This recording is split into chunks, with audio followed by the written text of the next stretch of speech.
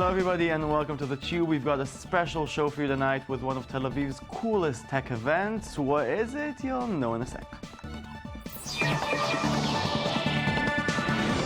Tel Aviv is branding itself as the startup city and with good credentials. At this moment, there are approximately 5,000 startups around the city. Some you may have already heard of, like Get Taxi, Wix, or Waze. Some are planning to conquer the world. To show people just how the startup city works, the city is holding an annual week called Open Startup, where people can tour inside some of the most interesting startups around the city and get a sneak peek at how they operate. To talk a little bit about it all, we have here in our studio Hila Oren, Tel Aviv Global founder, and two startupists from Tel Aviv, Jonathan Laor from Applicaster and Oren Hod from VideMe. Thanks for joining us. Thanks for having me. You're welcome. Hila, Tel Aviv is very proud of calling itself a startup city, but what does it really mean? We're very proud to be, not only to call ourselves the startup city. If you look 100 years ago at our startuppers, the 66 families that founded Tel Aviv, they were actually startuppers. They thought out of the box. Same state of mind. Exactly. They had the DNA of an entrepreneurs. They came and they invented a city, and then they thought it would be in New York. That was quite a big dream at the time. But if you come here, and I do urge all to come to Tel Aviv, it's much better than it seems sometimes overseas. We have here startuppers all over, Rothschild Boulevard, all over the 700 local startuppers, and a lot from overseas that are coming. And what can you tell me about Tel Aviv Global? Tel Aviv Global is a daughter company of Tel Aviv, aims at positioning Tel Aviv on the global branch. That means communication, that means tourism, that means high-tech, that means students. Anyone from overseas that want to come and feel that vibe and get inspired and be part of the startup scene is welcome. And I think in the last week, we actually felt it from all over, from Peru, from New Zealand, from the US, of course. After Silicon Valley, it's the second best place to be if you want to touch it. You know what? Here's one guy who thinks Tel Aviv is all that and more. Someone give him a mustache, please. Sometimes I have this fantasy that I could put on a disguise, wear a fake mustache, and I could wander through Tel Aviv and go to a bar and have a conversation, or go down to a university. So if people want to see the future of the world economy, they should look at Tel Aviv, home to hundreds of startups and research centers.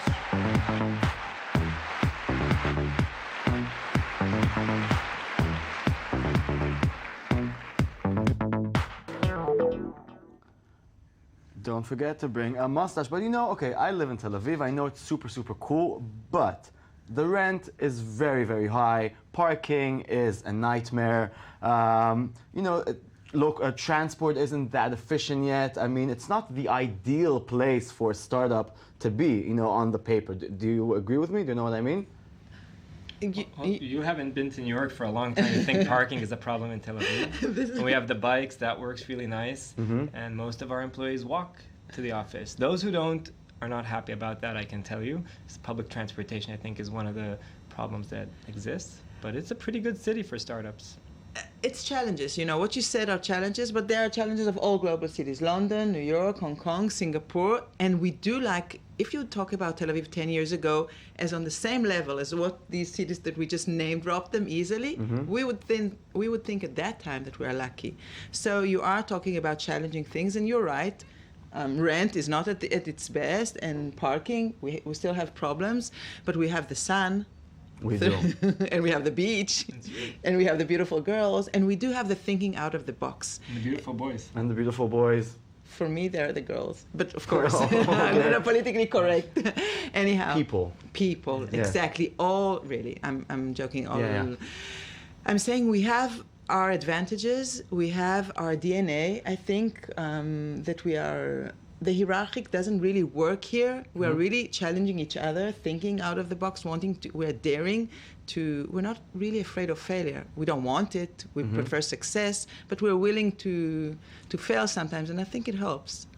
Sounds amazing. Okay, let's move on. Let's talk a little bit about videos. They are hard to produce and direct, they cost a lot, but in today's market, every small business wants to upgrade its marketing with a video. So now enters VideMe, a Tel Aviv startup that developed a platform for small businesses to find film students or graduates and get together to make a video. Here is their pitch. So we came up with this idea. So many businesses need videos, and so many film grads, just like us, are constantly looking for jobs. Why not connect them all and make everyone happy? That was when we teamed up with Nuri, the coolest geek we've ever met. Together we started our awesome adventure called VideMe. VideMe is a video production marketplace, disrupting the way videos are made today. Our goal is pretty simple. Cool. So, Oren, how did you come up with this idea?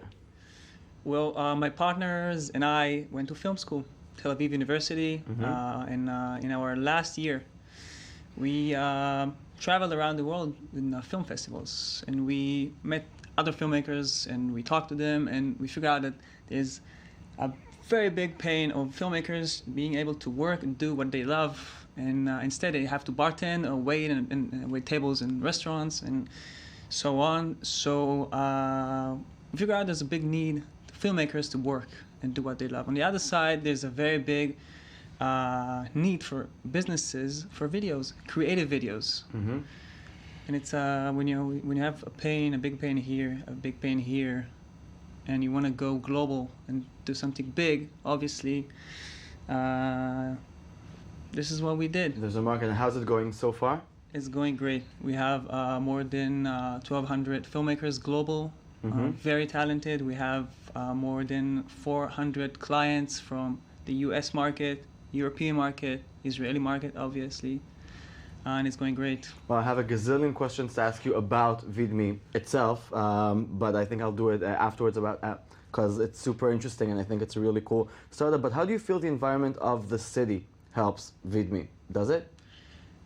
Of course. Obviously, being in the capital center of Israel, it's there's inspiration everywhere. You go on Rothschild Avenue and you meet fellow startups people. You meet artists. It's it's like New York City, but in a smaller scale. You open the door or the window, and all you do is breathe.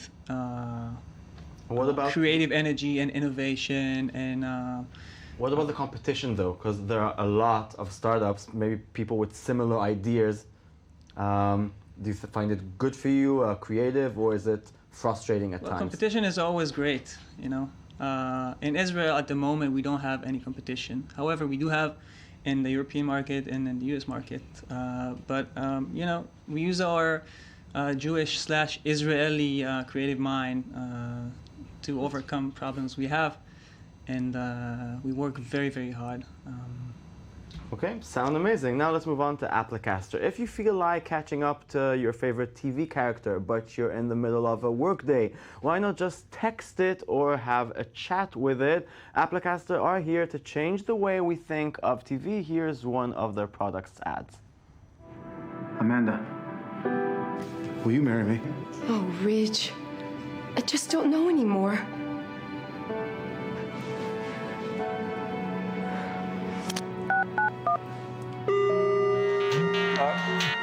Honey, don't marry him. He's still sleeping with Carmen. I know. Carmen? Sounds crazy? What? For millions of viewers worldwide, this is already a reality. CrossMates, an exciting cross-platform experience that creates a personal connection between TV heroes and audiences. So, how does it work?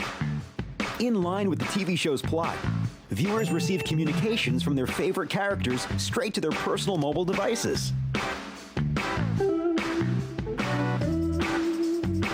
The heroes communicate while the show is on or off the air, strengthening the relationship with the viewer and building anticipation for the next episode. Okay, Jonathan, so tell me a little bit about Applicaster and its product you called CrossMates. Applicaster is a company that helps TV broadcasters go through the transformation of interactive TV, if you will. Some call it transmedia. It was clear to us that TV will go through a huge change, like all other medias. There were attempts to have a red button on old cable systems. And today, I think when we open TV, we understand this medium wants to interact with the people at home, wants to have a conversation instead of a unicast. It's a democracy. The second screen everybody's aiming to conquer. Well, not necessarily only the second screen, but also the first screen. We can't ignore the changes in how video is delivered to homes. Maybe in Israel we don't see it quite yet. We don't have a Netflix, but even our commercial broadcasters are all available on our technology. Look at Reshet, look at Channel 10, even Hot. They use our platform to bring not only their second screen, but also their video. So we see it as one big challenge.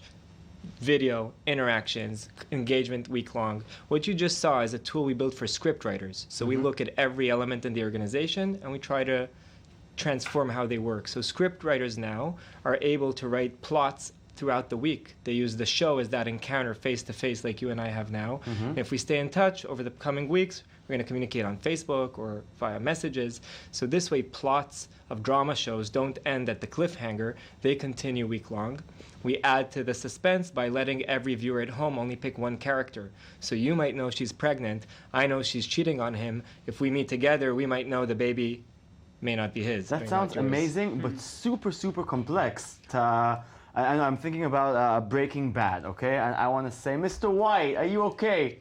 Yeah. But for that, you'll need to have the whole crew of Breaking Bad writing for you. Well, that's how it's done. In the United States, Univision had Toyota paying for this campaign. They wanted to market their new car, Toyota Tundra, so they paid for this production. And the average user that we've had for this technology is a housewife, lady, 50 years old, and north of that, Mexican in descent. So the Latins are really heading this revolution, but our age group with this product is older than you would think and less educated on average than you would think. It's just a simple average Joe that can be a friend of the character. Did you see Purple Rose of Cairo, Woody Allen? It's that. She's a simple American girl and she falls in love with the character behind the scenes. All she wants is to be a part of that.